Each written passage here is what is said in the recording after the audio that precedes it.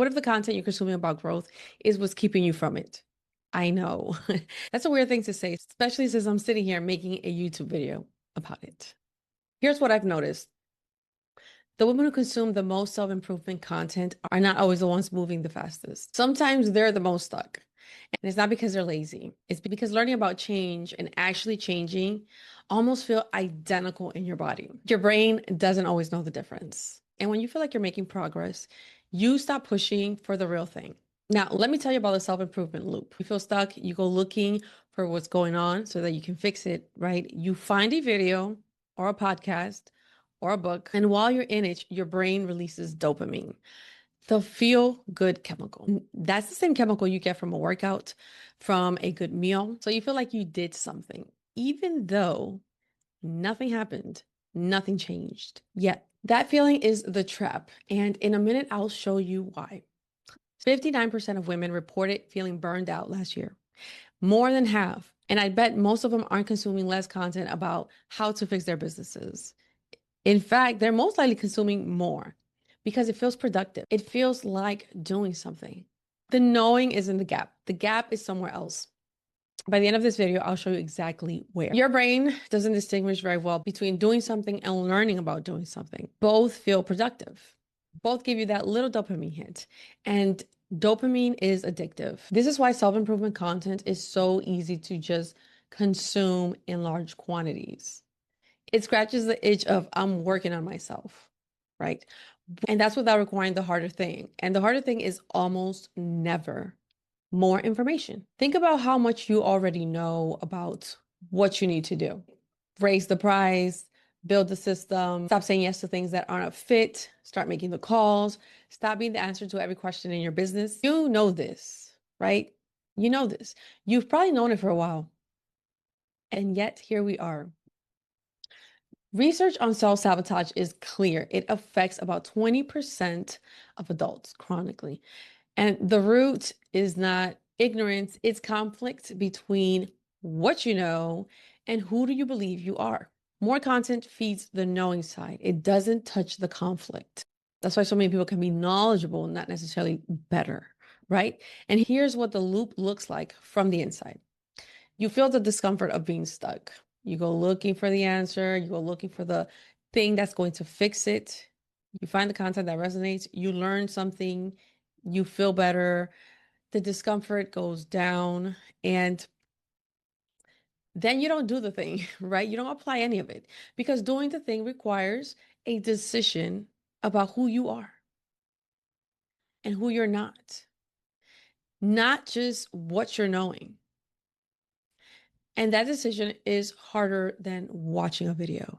So what do? Of course, you watch another video, right? So the loop keeps you stuck. And that's what makes it so hard to see. And that's exactly why the most popular solution, mindset mastery, has a ceiling of its own. The mindset mastery category exists because it works. Understanding your thought patterns matters. Being able to catch a spiral before it takes over is useful. Okay. I'm not dismissing any of that. It is important. But here's where it stops working. Mindset mastery teaches you to manage the thought. What it doesn't always do is change the belief underneath. And the belief is what drives behavior automatically without you having to think about it. There's a big difference between thinking, I caught myself thinking I couldn't charge that, and I just quoted that price and didn't even flinch. One is you managing yourself. The other is you being yourself. So when you're managing, you are spending energy every time, and energy runs out. Now, when it's identity, you're not spending anything because that's just who you are. There's a study that was done in 2024, and it found that framing behavior as identity, I'm someone who runs a business at this level, created a significantly more lasting behavior change than framing it as a goal. I want to get there. Both groups improved their thinking.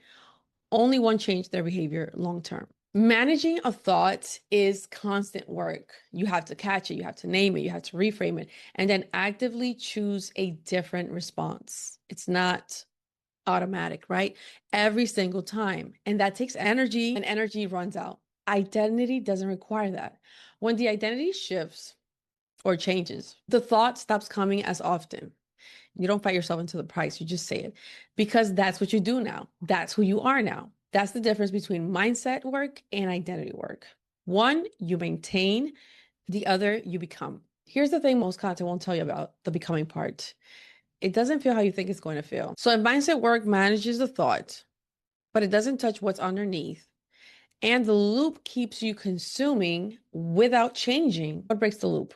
That's the only question that matters at this point. Here's the part that most people skip, and it's the reason consuming more content, including this video, doesn't automatically fix this. The thing that breaks the self-improvement loop is not a better framework, it's not a new strategy, not a different piece of content. It's one identity level decision made from who you're becoming before you feel ready. Not a big decision necessarily, a real one. One that the current version of you would hesitate on, and the future version of you would make without blinking.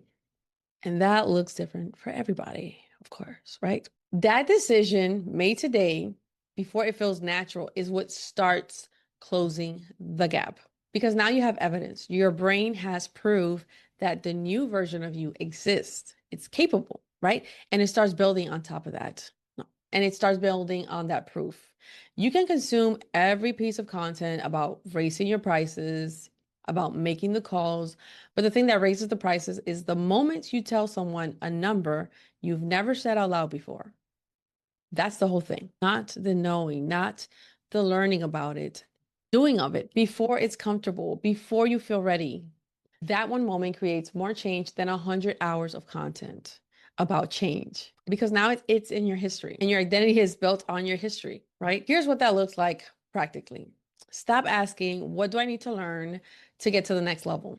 And start asking, what would the version of me at the next level do right now, today, with what I already have?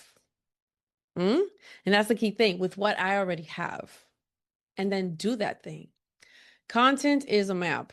It's useful. I'm glad you found it. I'm glad you have it. But a map has never moved anyone, right? You move. You. The only way to move is to make a decision from the identity you're building before it feels solid.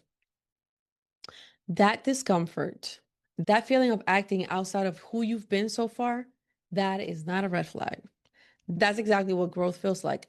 So watch the video, take one thing from it, do something with it today, not tomorrow, not after 3 more podcasts. Today, implement something because the loop only breaks when you step out of it.